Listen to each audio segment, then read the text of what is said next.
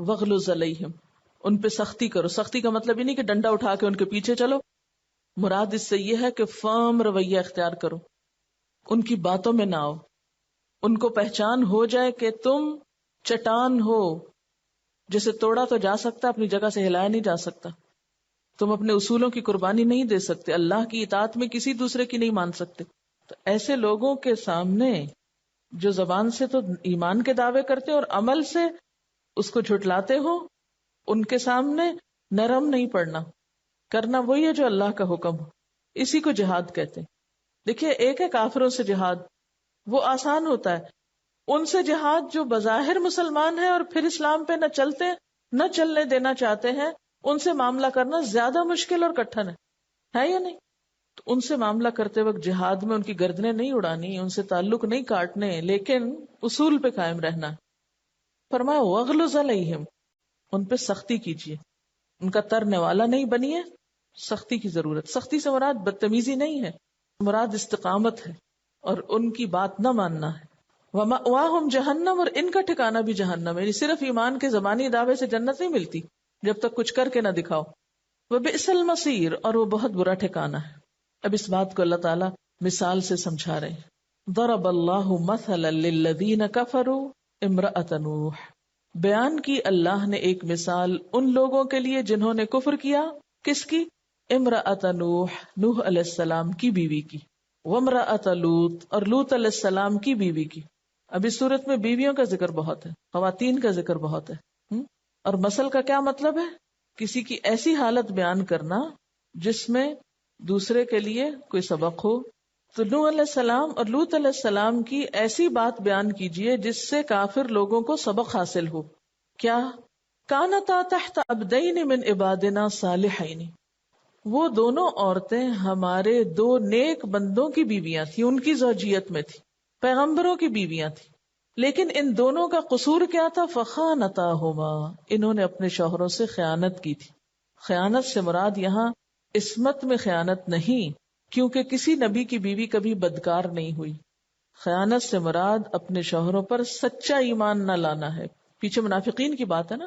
تو ان دو ازواج کے اندر بھی کیا تھی؟ ایک طرح کی منافقت تھی، کیونکہ امانت میں خیانت منافقت کی علامت ہوتا ہے نا. اور یہاں کس امانت میں خیانت مراد ہے؟ دین پر عمل کرنے کے معاملے میں جو پابندیاں عائد ہوتی تھی. ان دونوں کی ہمدردیاں اپنے شوہروں سے زیادہ اپنی قوموں کے ساتھ تھی، اپنی برادری اور خاندان کے ساتھ تھی جو دین پر نہ تھے. نوح علیہ السلام کی بیوی اپنے شوہر کے بارے میں کہتی کہ یہ مجنون ہے، دیوانہ ہے. لوط علیہ السلام کی بیوی اپنے قوم کو گھر آنے والے مہمانوں کی اطلاع دیتی.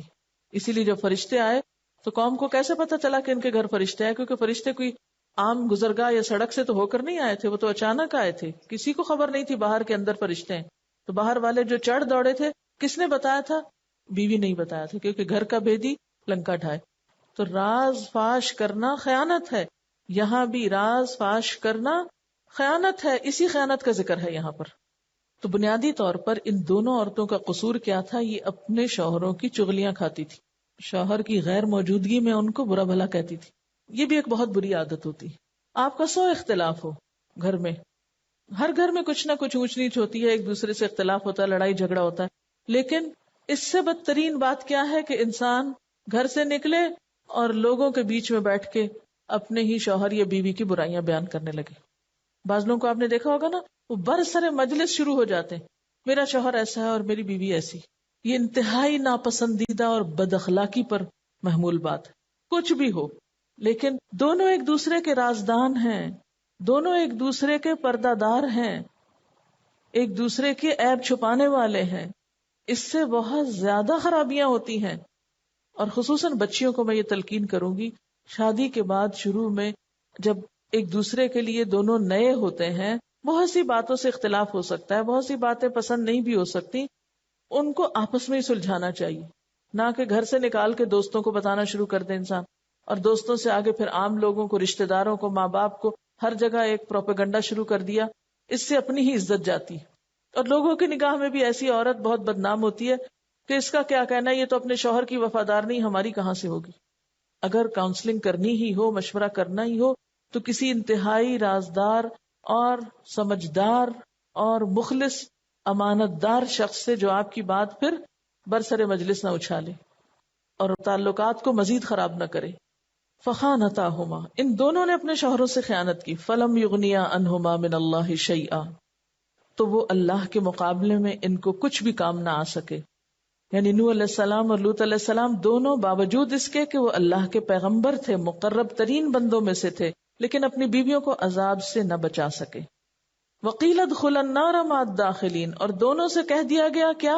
آگ میں داخل ہونے والوں کے ساتھ تم دونوں بھی داخل ہو جاؤ. اس سے ایک اور حقیقت کی طرف بھی اشارہ ملتا ہے کہ مرنے کے فوراً بعد ہی جنت یا جہنم کا مزہ آنے لگتا ہے انسان کو. یعنی موت کے وقت ہی ان کو ان کا انجام بتا دیا گیا، ان کا ٹھکانہ دکھا دیا گیا. تو کافروں کے لیے یہ مثال بطور خاص یہاں بیان کی گئی ہے. اور نوح علیہ السلام اور لوط علیہ السلام اپنی بیویوں کو نہیں بچا سکتے، حالانکہ وہ اللہ کے پیغمبر تھے. ہم سب کے لیے سبق ہے، والدین ہوں یا شوہر ہوں، کتنے بھی نیک اور مقرب ہوں، ہمارے کام نہیں آ سکتے جب تک ہم خود اپنے لیے کچھ نہیں کریں گے. وَضَرَبَ اللَّهُ مَثَلًا لِلَّذِينَ آمَنُوا امْرَأَتَ فِرْعَوْنَ، اور بیان کی اللہ نے مثال ان لوگوں کے لیے جو ایمان لائے فرعون کی بیوی کی. ایمان والوں کے لیے نمونہ ہے کس میں؟ ایک اور خاتون میں جو فرعون کی بیوی تھی. ان کا نام کیا تھا؟ آسیہ، اپنے وقت کے بادشاہ کی بیوی تھی. فرعون بہت ظالم بادشاہ تھا، لیکن اپنی بیوی کو ایمان سے نہیں روک سکا. فرعون ایک کافر اور ظالم شخص تھا، مگر اس کی بیوی حضرت آسیہ نیک، ایماندار اور باعمل خاتون تھی. بیوی جب درست روش پر قائم رہی تو شوہر کی غلطی اس کو نقصان نہ دے سکی. شوہر کی غلطی نے اس کو کوئی نقصان نہیں دیا. شوہر جہنم میں داخل کیا گیا. قرآن پاک میں کیا آتا ہے؟ النار یعرضون علیہا بکرۃ وعشیا ویوم تقوم الساعۃ ادخلوا آل فرعون اشد العذاب. اور اس کے برعکس حضرت آسیہ جب ان پر انتہائی ظلم و ستم ہوا تو انہوں نے کیا دعا مانگی؟ اذ قالت، جب وہ کہنے لگی، کیا کہنے لگی؟ رب ابن لی عندک بیتا فی الجنہ، اے میرے رب میرے لیے اپنے پاس جنت میں گھر بنا دے، جنت میں مجھ کو گھر دے دے. ونجنی من فرعون، مجھے فرعون سے نجات دے، وہ عمل ہی اور اس کے عمل سے.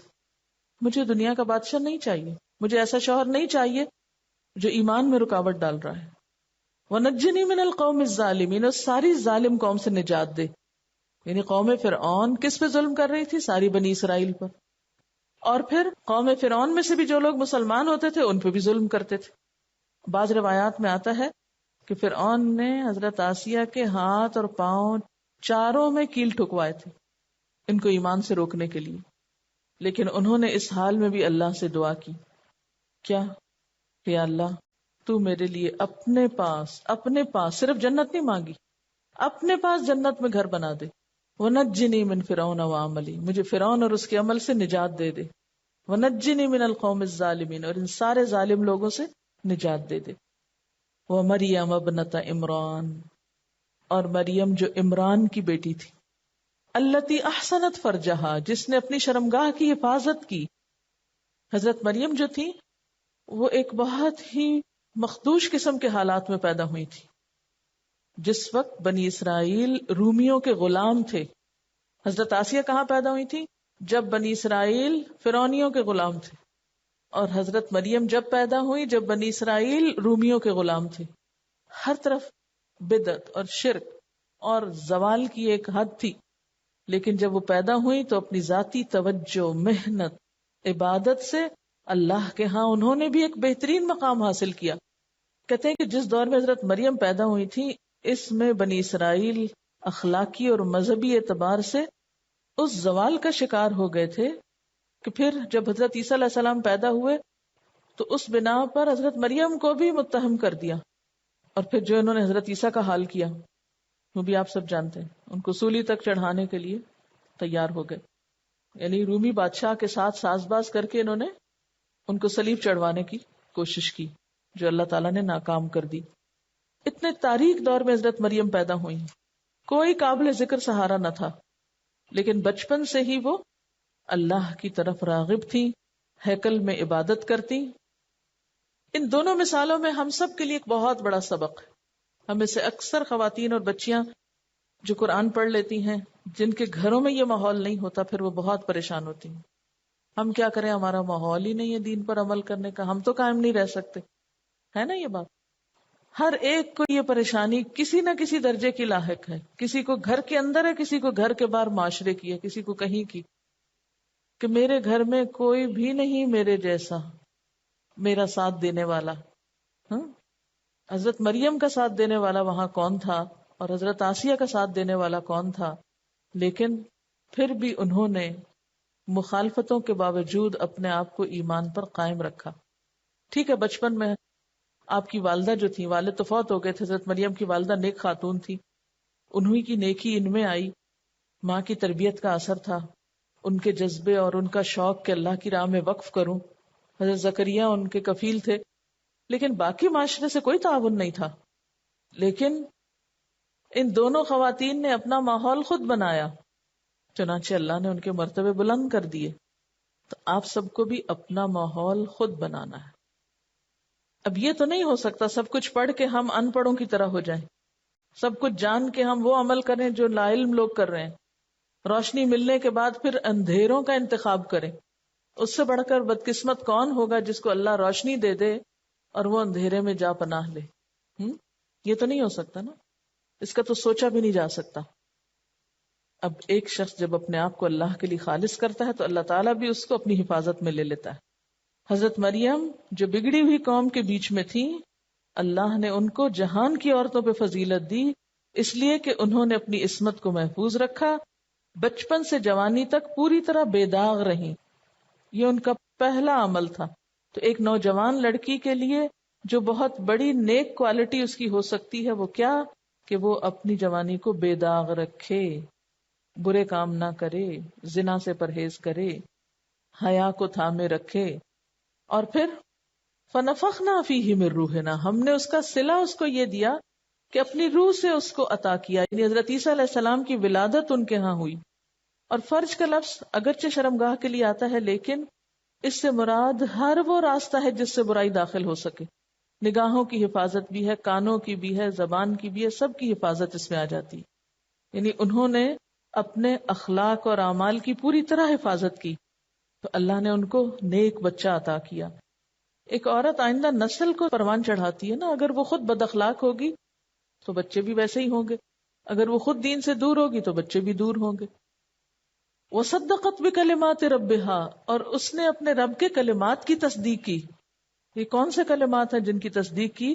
کہتے ہیں کہ کلمات سے مراد صحیفے ہیں، وہ کتبی، اور کتابوں کی، یعنی معروف آسمانی کتابیں، انجیل، زبور، تورات وغیرہ ہیں.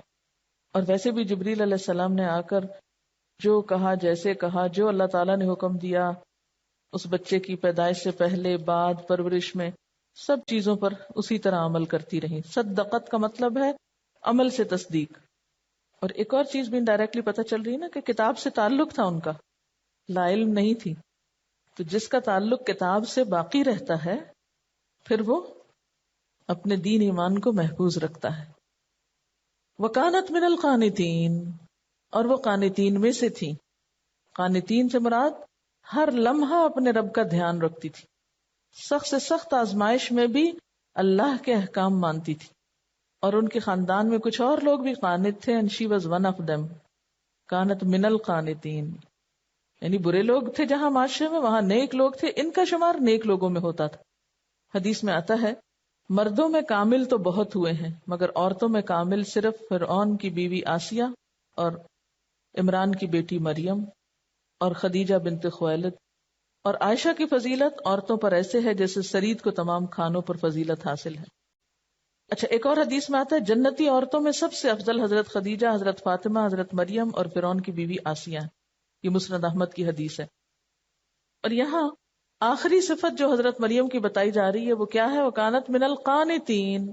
اپنے آپ کو رکھیے یہاں قانتین، قنوت، دوام اطاعت اور خشوع، یعنی عبادت میں خشوع و خضوع بھی اور تسلسل بھی، یہ نہیں کبھی کر لیا کبھی چھوڑ دیا. تو یہاں پر آپ دیکھیے کہ پوری صورت خواتین کے ذکر کے گرد گھومتی ہے. کیوں؟ اس لیے کہ معاشرے میں اگر ایک عورت سدھر جائے تو سارا معاشرہ سدھر جاتا ہے، اور اگر ایک عورت بگڑ جائے سارا معاشرہ بگڑ جاتا ہے. عورت کمزور چیز نہیں ہے، وہ معاشرے کے لیے ایک ریڑھ کی ہڈی کی طرح ہے.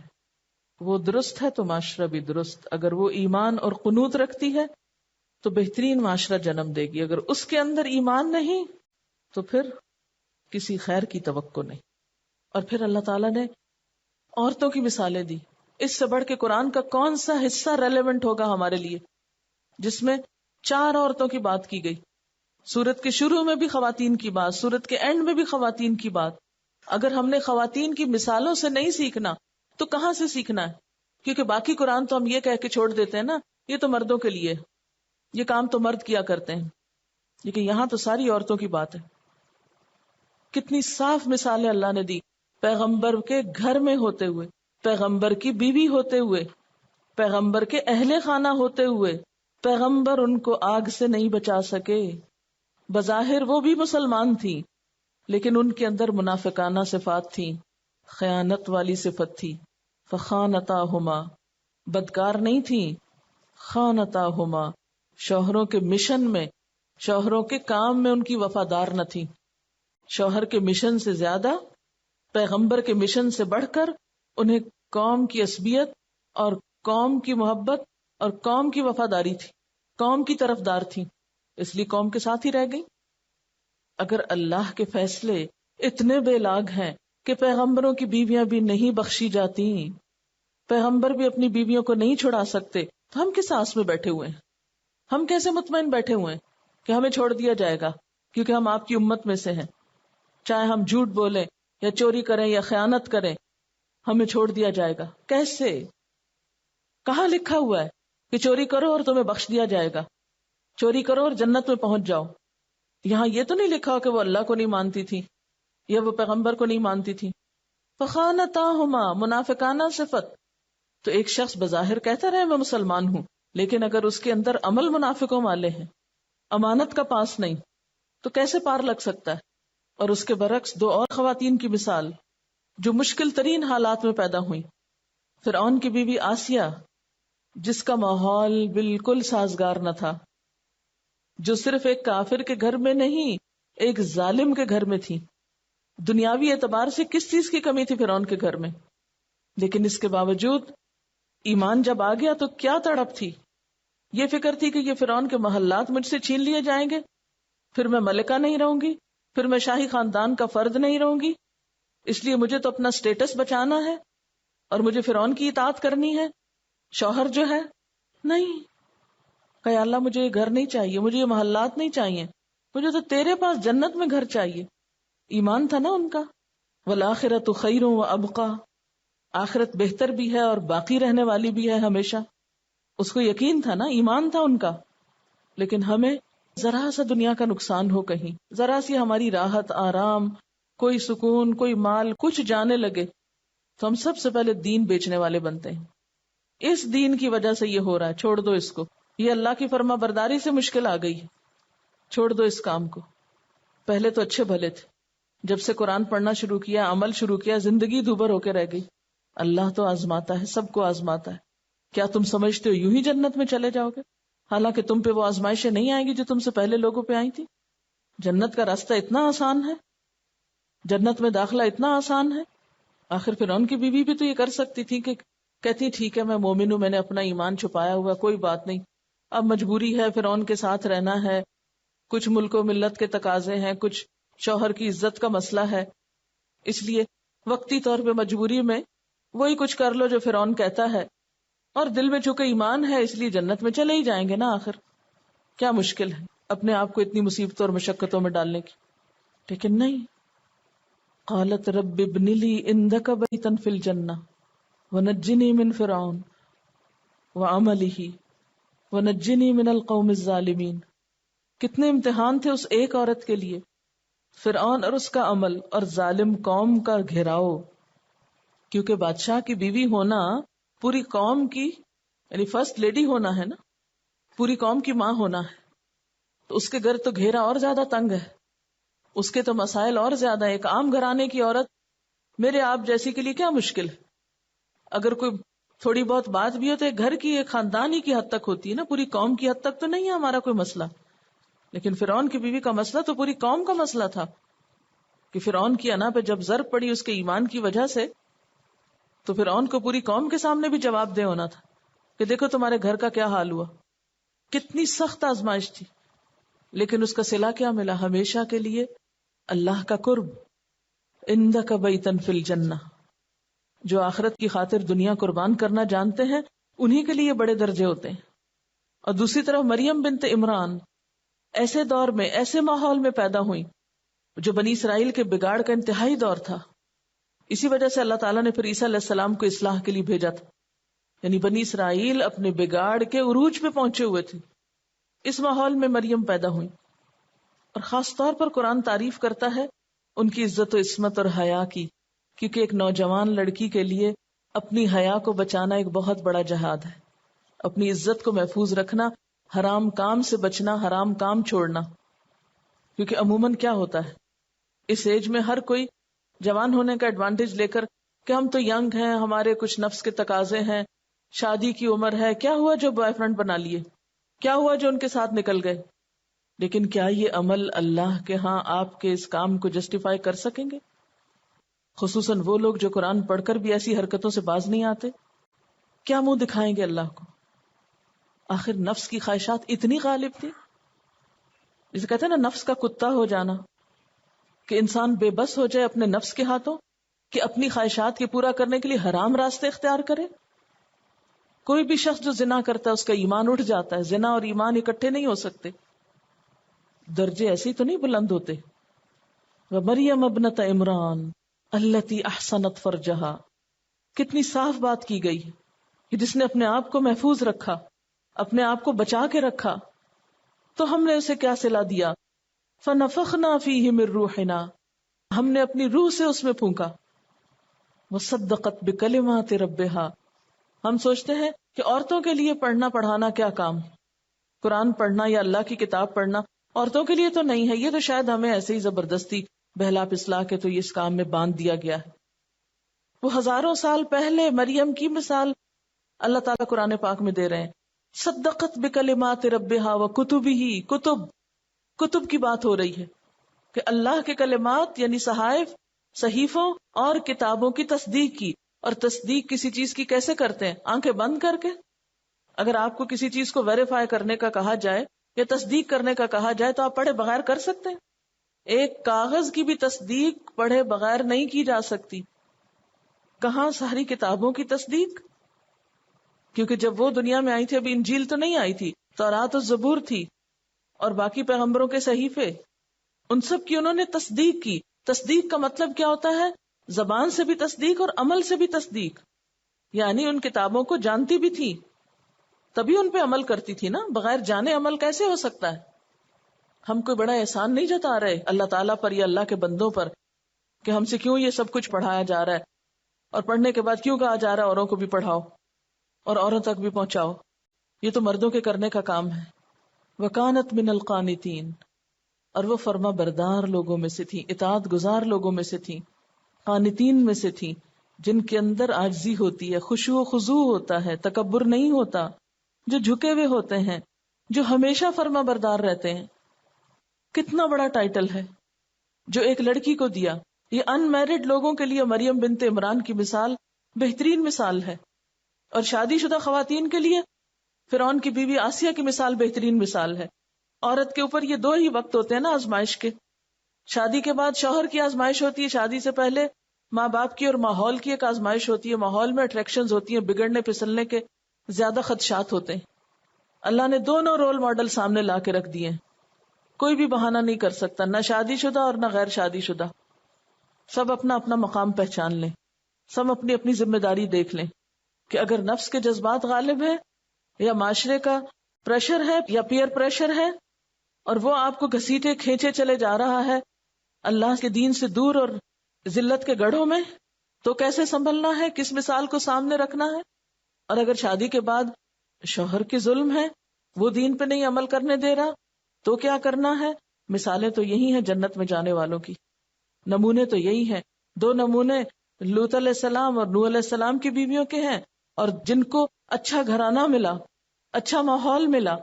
آپ خود سوچیں نا، کسی بھی اچھے انسان کے ساتھ رہ کے تو انسان کا خود ہی نیکی کرنے کو دل چاہتا ہے. کتنا بدقسمت ہے وہ شخص یا وہ عورت کہ جس کا شوہر اتنا نیک ہو کہ پیغمبر ہو. یعنی کتنے لوگوں کو یہ سعادت ملی.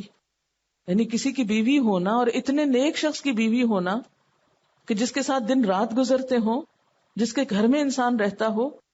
کیسے کیسے نیکی کے مواقع اور کیسے کیسی سب نیکی کے ماحول تھے آس پاس، لیکن پھر بھی دل نہیں بدلا. تو بات یہ ہے کہ اصل چیز ماحول نہیں ہے، اصل چیز ہمارا اپنا آپ ہے. اگر اندر سے اپنا دل بدل گیا نا تو فرعون کے گھر میں بھی مشکل نہیں ہے، اور اگر اندر سے دل نہیں بدلا تو پیغمبر کا ساتھ بھی فائدہ نہیں دیتا. عام انسان بیچارے کیا کریں گے ہمیں سنبھالنے کے لیے. اصل چیز دیکھنے کی یہ ہے کہ ہم خود کہاں کھڑے ہیں. تو جب تک ہم نہیں بدلیں گے، جب تک ہمارے اندر ایمان نہیں ہوگا، جب تک اپنے ساتھ کمٹمنٹ نہیں ہوگی، تو اچھے سے اچھا ماحول اور سپورٹ اور اچھے سے اچھا علم اور سب کچھ بیکار ہے. تبدیلی اس دن آئے گی جب آپ کا اپنا آپ بدلے گا، جب سیلف ریئلائزیشن ہوگی، خود احساس جاگے گا، جب خود کو خود آپ تیار کریں گے جو آپ کے سوا کوئی اور نہیں کر سکتا.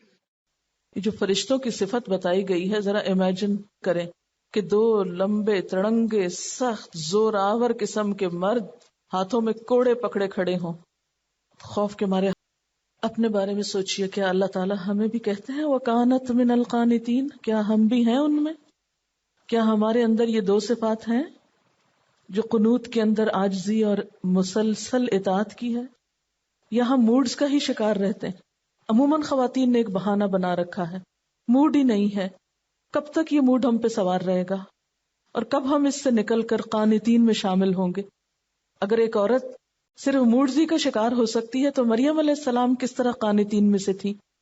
طرح طرح کے بہانے بنا رکھے ہم نے اپنے آپ کو عمل سے دور کرنے کے. بس موڈ سوئنگز ہیں، ابھی دل ہی نہیں چاہ رہا، ابھی طبیعت ہی نہیں مان رہی. پھر قانتین میں سے تو آپ ہو ہی نہیں سکتے. قانت تو وہ ہوتا ہے جو ہر موڈ میں، ہر حال میں اطاعت کرنا جانے.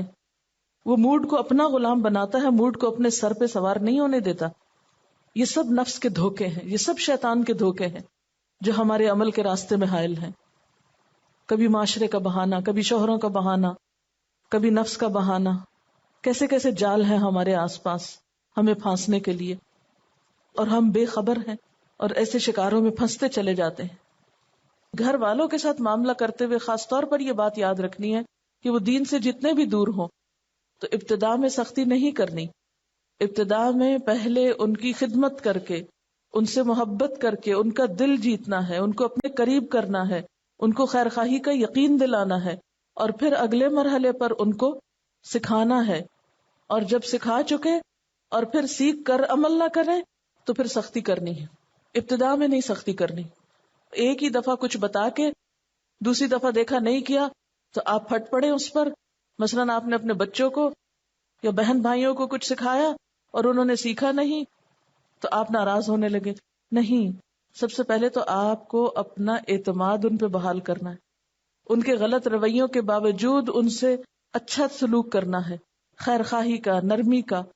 آپ صلی اللہ علیہ وسلم نے اگر اپنے دشمنوں کو دوست بنایا تھا تو پھر ہمیں بھی گھر والوں کی دوستی سے کام شروع کرنا ہے، اور ان کو یہ احساس نہیں دلانا میں تو قرآن پڑھی ہوئی ہوں اور میں تو بہت نیک ہوں، آپ تو سب گناہگار ہیں. نہیں، اپنی غلطیوں کو دہراتے رہا کریں ان کے سامنے کہ میں نے پڑھ بھی لیا لیکن ابھی بھی مجھ سے یہ بات نہیں جاتی، کیونکہ ان کو پتا پہلے ہی ہوتا ہے جو کچھ آپ ہیں.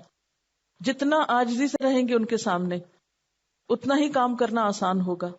کیونکہ عموماً یہ ہوتا ہے کہ ہم باہر والوں کو معاف کر دیتے ہیں، گھر والوں سے چھوٹے چھوٹے حقوق وصول کرتے ہیں. تم نے یہ کیوں نہیں کیا، تم نے یہ کیوں کیا، تم نے میری چیز کیوں چھیڑ دی، تم نے میری فلاں چیز کا کیا کر دیا.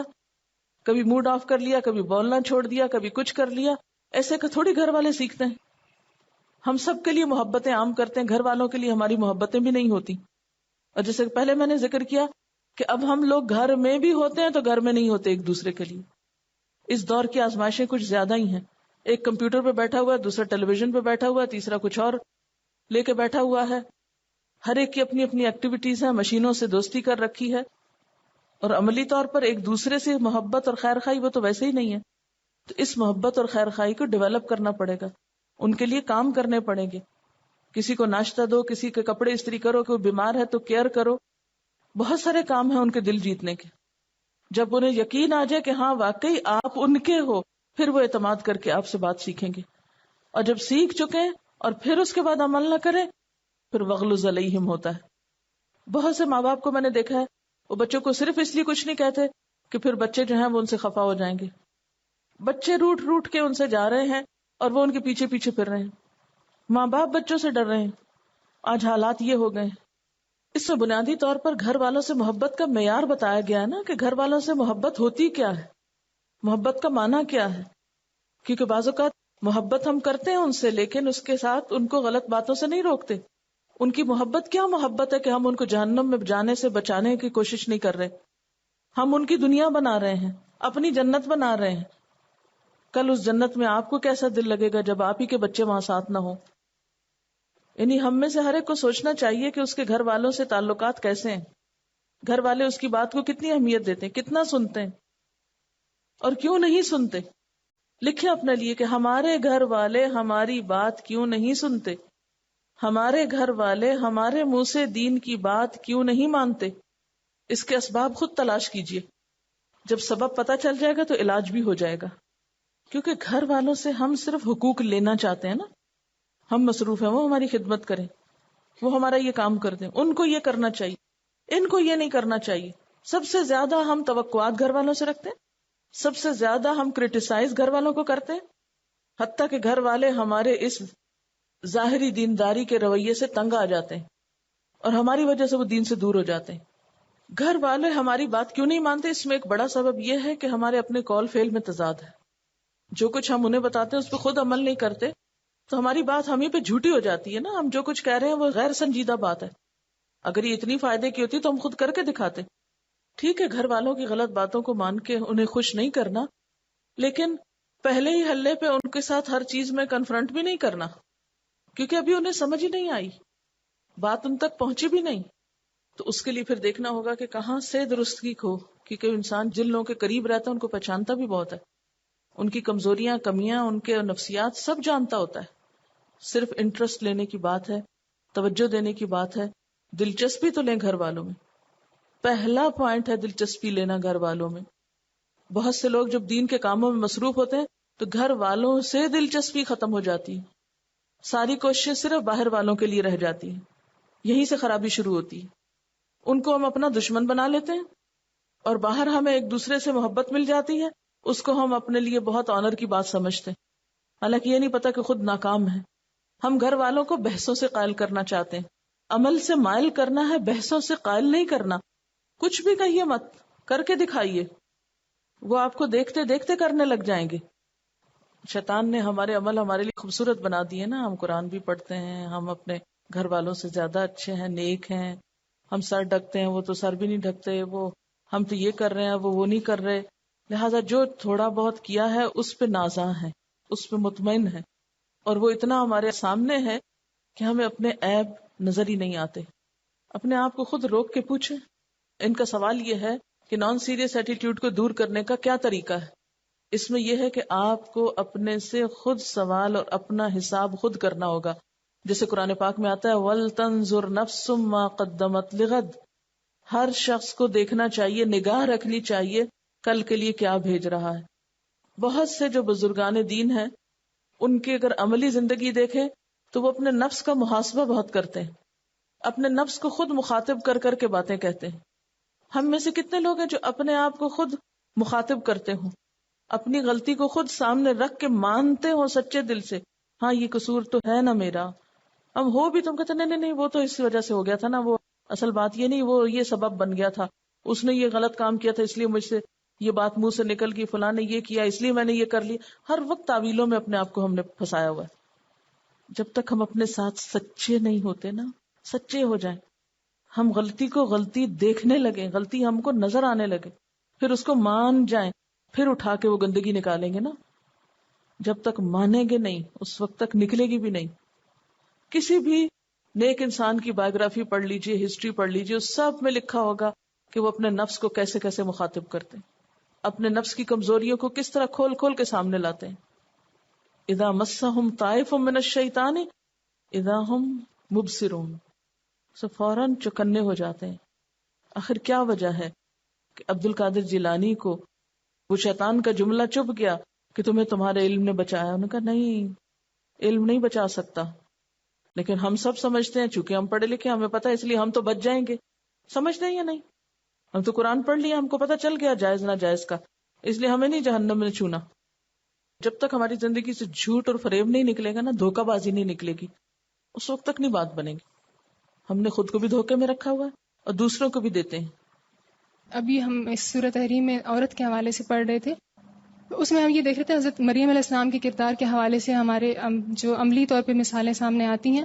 لڑکیاں عموماً جو ہیں وہ غلط طریقے سے یا دوستی کے لیے نہیں جاتی، بلکہ ان کی انٹینشن اچھی ہوتی ہے، وہ یہی چاہتی ہیں کہ اکثر شادی کے امید پہ جو ہے وہ ان کی دوستی ہوتی ہے. لیکن چونکہ اس کا جو مقصد ہوتا ہے وہی ہماری سفلی جذبات کی تسکین ہوتی ہے، اور لڑکے جو ہیں وہ ان کو اکثر محبت کا جھانسا دیتے ہیں، جبکہ محبت میں عزت اور احترام اور تقدیس جو ہے یہ بہت ضروری چیز ہے. اگر کوئی شخص چھپ کے ملنے کو کہتا ہے یا فون کرنے کو کہتا ہے تو اس کو آپ کی عزت کا کوئی خیال نہیں ہے. اور پھر جو کچھ لوگ کہتے ہیں کہ پوچھتے ہیں سوال کہ آپ یہ بتائیں کہ لڑکے اور لڑکی کا تعلق اسلام میں کیا اس بات کی اجازت ہے اگر پاکیزہ تعلق ہو؟ تو ان کا مقصد یہ ہوتا ہے کہ شاید ان کا کوئی آپس میں اس طرح فزیکل ریلیشن نہ ہو، ویسے محبت ہو. لیکن یہ ہو ہی نہیں سکتا، کیونکہ اس کا جو مقصود ہے وہ سفلی جذبات کی تسکین ہے، اور یہ اس پہ اینڈ ہوتا ہے. اور جو لڑکیاں اس میں مبتلا ہوتی ہیں وہ اتنی ٹوٹ جاتی ہیں، ان کو سنبھالا دینا مشکل ہو جاتا ہے. پھر یہ ہے کہ اگر آپ باہر کے لوگوں کے سامنے آپ کی عزت بنی بھی رہے لیکن آپ اپنی نظروں میں گر جاتے ہیں، آپ اپنا اعتماد کھو دیتے ہیں. تو اس چیز پہ قابو پانے کے لیے ضروری ہے کہ ہم اس کو جب پتہ چل گیا کہ یہ کام غلط ہے تو بس ایک جھٹکے سے توڑ دیں. باقی کاموں میں تو تدریج کی ضرورت ہوتی ہے نا، کہ آہستہ آہستہ آپ کوئی کام چھوڑتے ہیں، پھر وہ آپ اس کو الٹیمیٹلی چھوڑ پاتے ہیں. لیکن یہاں پہ آپ اگلے شخص کو فوراً بتا دیں کہ مجھے اللہ سے ڈر لگتا ہے، اس بات کی اجازت نہیں ہے. اگر وہ اس بات کو سمجھ جاتا ہے تو ٹھیک، اور اگر آپ سے وہ واقعی محبت کرتا ہے کوئی بھی شخص تو وہ آپ کو تنہائی میں نہیں ملے گا، بلکہ وہ یہ نہیں چاہے گا کہ اس کے نام کے ساتھ آپ کا نام آئے، وہ صحیح راستہ اپنانے کی کوشش کرے گا.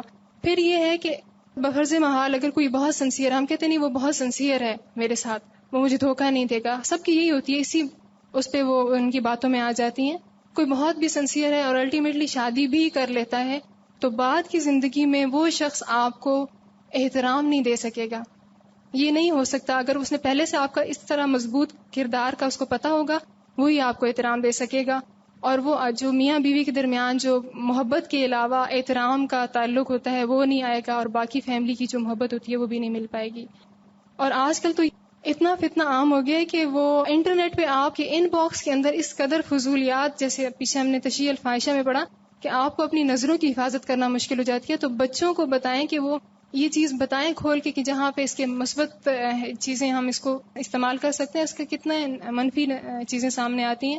کہ آپ مطلب ایک سمجھ کے ساتھ آپ بیٹھے ہیں اور اس میں آپ کو اپنی نظروں کی حفاظت، یعنی آپ کوئی چیز ایسی آ گئی ہے کہ اس میں اتنا موقع بھی آپ کو نہیں ملتا کہ آپ اپنی نظریں بچا کے صرف آپ ڈیلیٹ کے بٹن کو دیکھ کے اس کو دبا کے بند کر دیں.